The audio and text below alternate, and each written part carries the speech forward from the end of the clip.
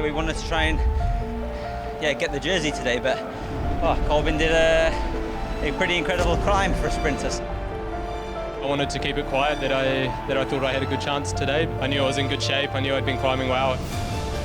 And off goes Tom Pidcock, off goes Tom Pidcock of Q35.6. Just behind Pidcock is Corbin Strong hanging on there. The power of the jersey is on display. Corbin Strong, what a performance. This is absolutely remarkable. Pidcock coming back in, it's going to be on the throw of the line. Oh, he's going to get there. Oh, Pidcock takes it ahead of the majestic Corbin Strong. Yeah, I think tomorrow's going to be really aggressive. It's going to be a tough race tomorrow. Corbin's got a strong team, he's obviously going very well, so it's going to be difficult. Yeah, well, let's see what we can do. I'm under no illusion it's going to be a really big challenge. The Arctic Race of Norway started with just a 6-second margin in the general classification as we headed for what felt like a criterium day around Tromsø. 135.3 kilometres, but significantly with 3 bonus sprints along the way and 8 KOM points, which really would enthrall. The drama, of course, was there for all to see. Nerves, I guess you might say, and a breakaway with those hoping to get something out of this race who were not any longer battling for GC. And a stern breakaway it was. A lot of teams with something to fight for, implanting riders up the road. UNOX were there.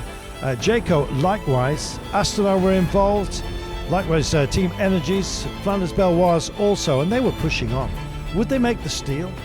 Well, the gap never allowed really to go much beyond 90 seconds. The rain came down, but it did not hamper anybody's ambitions. It was a strong breakaway with the likes of Hjelmås, with Holter also up there, Ballerini himself, although misnumbered, and they were folding over in terms of attacks to give the day a go. Hjelmås was later to be joined by Dunbar, but this was Andreas Leknessund wanting to come and join the fun. Had a quiet race so far, the Norwegian champion, but he was determined to make something of a statement, at least on the final day of this 12th edition of the race. As for Alexander Kristoff, things weren't going all his way. As far as the GC was concerned, there were bonus seconds up for grabs at the intermediate sprints. And so it was that we had the spectacle of a breakaway up the road, but also Tom Pidcock trying to wind it in, get those 3 coveted very special points for himself. He had to go long, and indeed was almost 3 laps out when he decided to impose himself. Corbin Strong, though, matched him pace by pace, and in fact it came down to one of the intermediate sprints where the 2 of them were going for 2 and 1 bonus seconds, possibly 3 if they could possibly dredge over here. They almost got there. At the line, it appeared that Corbin Strong had beaten Pidcock. Pidcock was given the nod. 2 seconds going his way, so the margin cut down for him overall.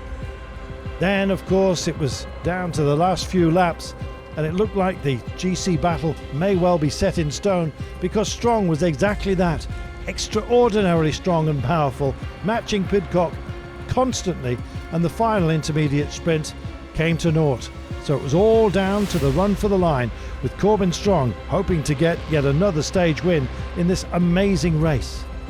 Over the top they come, no bonus seconds for them. How would it end? Dramatically, of course.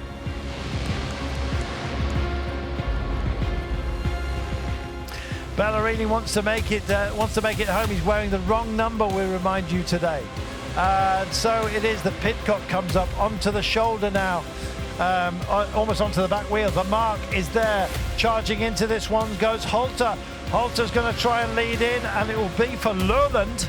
Lowland is there, number 5, as you can see. Strong has a check over his shoulders. Other wants to get into the business and have a flyer here. Vermaerke hasn't finished his duties, and the pickup goes right now, and it's Kurt that goes, but he's got Strong on his case.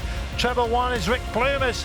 Plumas almost shoulders into the side here of Corbin Strong, who's staying with it. He's got near lead out man, he's going to have to do it on his own. Strong picks it up right now, follows in onto the back wheel. Can he possibly get there? Also here is Fett, the young Fed is coming through. Is he going to get fed and watered at the end of today? Corbin Strong is still staying with it, can't quite get there just for the time being. Strong's going to finish in second place. Super win for Bern. Oh, that was brilliant.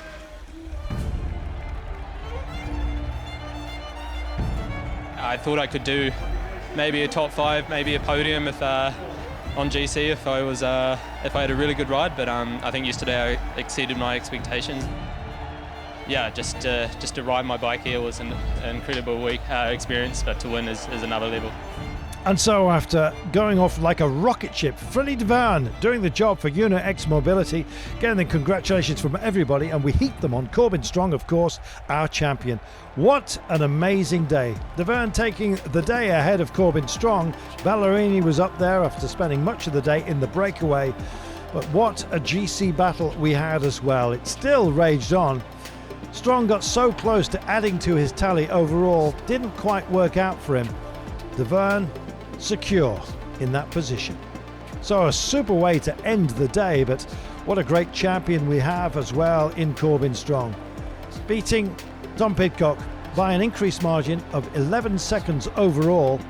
Scaroni in third place, rounding out the podium for Astana. But yes, this race will be remembered not only for the drama of the scenery, but for the racing itself.